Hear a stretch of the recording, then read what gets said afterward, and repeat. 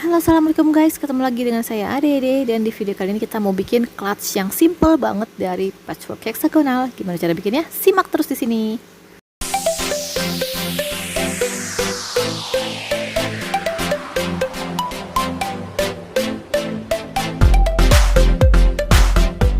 Oke guys, nggak usah lama-lama, kita langsung mulai aja tutorialnya. Pertama-tama kita harus siapin dulu banyak patchwork hexagonal kayak gini. Cara bikinnya ada di link deskripsi ya guys, karena ini saya udah bikin di video sebelumnya. Dan untuk bikin clutch yang simple ini kita butuh sekitar 50 pieces hexagonal kayak gini. Selain itu kalian juga butuh kain pelapis untuk bagian dalam alias buat innernya ya guys. Dan yang paling penting adalah ini guys, behel tas. Ini bukan behel gigi, ini behel tas. Kalian bisa beli di online dengan macam-macam model, banyak banget. Cari aja dengan keyword behel gitu ya. Nanti kalian pasti akan menemukan di berbagai macam online shop, di marketplace itu banyak. Sekarang kita bikin pola. Cara bikin polanya itu gimana sih kak? Nah caranya begini, gini guys. Jadi pertama-tama taruh si behel ini di selembar kertas yang agak gedean. Terus kalian pikirin dulu, ini model clutchnya kalian mau pakai pian apa enggak? Pian itu apaan ya? Pian itu pinggiran tas yang bikin si clutch ini jadi jebrak kayak gini guys. Nah jadi gimana ya ngomongnya ya, saya jadi bingung. Saya contohin aja barangnya ya. Nah seperti ini adalah contoh clutch yang pakai pian. Jadi dia pakai kelebihan di sisi kiri dan kanannya, dan kelebihan itu nanti dimasukin ke dalam behelnya. Biasanya tas yang pakai pian itu bentuknya jadi langsung cekung dari, bukan cekung ya, langsung membentuk. Nah kayak gini nih, dari atas tuh langsung ada lurus dari atas gitu loh, dan masuk ke dalam behelnya. Sedangkan yang ini, tas ini tanpa pian. Ini bikinan saya sendiri loh guys. Ini saya langsung bikin dari ujung behel itu dan tanpa ada selipan kain di dalamnya. Jadi setelah kalian tentuin mau pakai pian apa enggak, kalian tinggal bikin ya. Kalau misalnya pakai pian berarti dari ujung atas itu dilebihin 3 cm, baru ditarik garis lurus ke bawah. Oh ya, ngomong soal behel, saya serangin dikit ya. Ini ada 2 macam behel yang bisa kalian pilih. Jadi ini contoh behel yang enggak perlu dijahit. Ini jarang ada di pasaran sih guys, tapi ada kalau mau nyari. Cara pakainya gampang, tinggal masukin aja kain ke dalamnya dan digetok. Dan yang ini adalah yang akan kita pakai behel dengan cara dijahit tangan. Jahitnya pakai jarum jahit biasa guys. Dia cuma ada di sisi depan aja lubang jahitnya, dan di bagian dalamnya nggak ada lubang jahitan. Untuk yang behel yang tadi yang dengan jahit tangan itu ada macam-macam model ya guys. Ada yang kotak, ada yang kecil. Ini paling banyak di pasaran kayak gini guys. Jadi emang kita harus jahit manual sih ya. Kalau kalian bisa dapetin yang nggak perlu dijahit, itu lebih gampang guys. Tinggal dijegrek aja pakai tang apa aja dan selesai. Sekarang kita akan bikin polanya guys. Jadi saya mau bikin clutch yang simple banget. Dari ujung langsung digaris aja ke bawah dan bentuknya kotak maksudnya. Kalian bisa bikin bawahnya tuh trapesium atau bulat atau apa aja. Kreasiin aja sesuai dengan selera kalian ya guys. Nah, jangan lupa si behelnya ini kita contek di polanya untuk mengikuti nanti bentuknya seperti ini. Kalau kotak ya ikutin kotak gitu ya. Nanti setelah kalian udah bikin polanya ini, polanya digunting, baru kalian susun berapa banyak heksagonal yang kalian butuhkan seandainya kalian nggak ngikutin pola ini.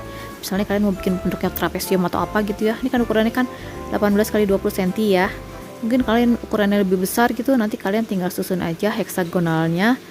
Kira-kira kalau misalnya sesuai dengan pola yang kalian bikin itu, butuh berapa banyak si heksagonal ini tersusun untuk nutup si pola ini gitu ya. Jadi pola ini jangan sampai kecoak coak bahasanya gitu banget, harus tersusun rapi seperti ini. Nah ini kayak saya gini nih, polanya ini harus kesusun rapi guys. Nanti kita tinggal ngikutin aja, disesuaikan aja. Kalau misalnya kalian bikin polanya bulat, kalian tinggal susun aja si heksagonalnya ini. Mungkin bisa lebih dari 50 pieces dari punya saya. Setelah kalian susun kayak gini, tinggal kalian satuin si heksagonal ini satu persatu ya guys. Ini caranya juga ada di video yang sebelumnya. Cara menyusun heksagonal itu juga ada, saya bikin ya. Dan ini emang agak lama. Kalian harus satuin satu persatu, sisi kiri, sisi kanan, sisi atas, sisi bawah, semuanya harus menyatu. Jangan lupa guys, untuk tahap ini Kertas pelapis yang ada di dalam heksagonal itu jangan dibuang dulu ya guys. Jadi pas saat nyatuin kayak gini tuh penting banget kertasnya tetap masih ada di dalam supaya dia nggak letoy. Kalau misalnya udah nggak ada kertasnya tuh dia akan melintat-melintut nggak jelas gitu loh guys. Jadi itu gunanya si kertas pelapisnya supaya dia tetap settle bentuknya dan nggak kemana-mana gitu ya. Ini mempermudah pokoknya intinya. Dan ini udah jadi akhirnya guys. Kita sudah menyusun dua sisi depan dan sisi belakang kayak gini. Udah jadi, jangan lupa dicocokin dulu pas apa enggak nih atasnya sama si behelnya ya. Coba saya cek tes dulu. Oh iya, muat. Nah ini kan muat ya guys. Setelah itu kita siapin untuk bagian innernya, bagian lining dalamnya nih ya. Kalian bisa pakai kain apa aja, gambar aja polanya di situ, dilebihkan sekitar 1 cm, atau gambar polanya terus digunting lebihin 1 cm. Sama aja ya. Ya pokoknya itulah ya guys. Jangan lupa kalian bikin kampung untuk jahit, maksudnya sih gitu. Nah udah jadi 2 lembar, kita susun dalam keadaan seperti ini. Nah gini, kita susun kayak gini ya guys, buat depan belakang. Setelah itu kita jahit. Jangan lupa sisain bukaan bawah di bagian bawah. Bukan bawah di bagian bawah, bukan atas di bagian atas. Ini kalian bisa jahit pakai mesin atau jahit pakai tangan ya guys. Kalau udah selesai baru kita urusin bagian dalam. Sebetulnya si kertas pelapis ini nggak usah dikeluarin juga nggak apa-apa, asal tasnya nggak dicuci. Kalau misalnya tasnya dicuci, dia akan membagongkan sekali di dalam dan akan menggumpal-gumpal pecah gitu loh guys. Jadi untuk aman sih emang dikeluarin aja sih.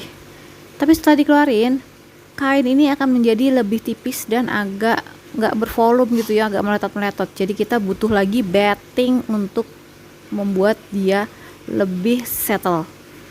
Sekalian dulu semuanya ya, biar nggak bersisa. Tetet.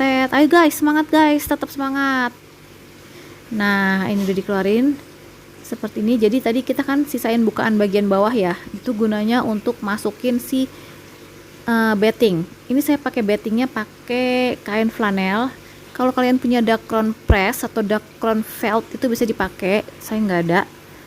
Jadi saya pakai kain flanel biasa aja, beli di toko buku, dan dimasukin ke dalam. Tinggal diselipin aja sesuai dengan besarnya pola. Kalau batting udah masuk, sekarang kita akan lakukan quilting. Ini opsional ya guys, kalian nggak harus quilting. Kalian bisa juga dengan dijahit sulam di antara heksagonalnya ini, dibikin jelujur di antara heksagonalnya juga bisa.